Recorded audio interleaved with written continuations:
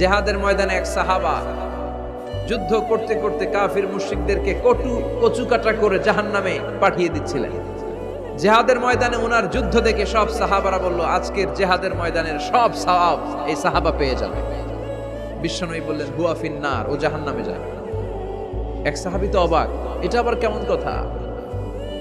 জান মাল সব বাজি রেখে জিহাদের ময়দানে আল্লাহর দুশমনগুলোর একটার পর একটাকে শেষ করে দিয়ে জাহান্নামে পাঠিয়ে দিচ্ছে, আর এই মুজাহিদ ফি সাবিলিল্লাহ জাহান্নামে যাবে। How it's possible?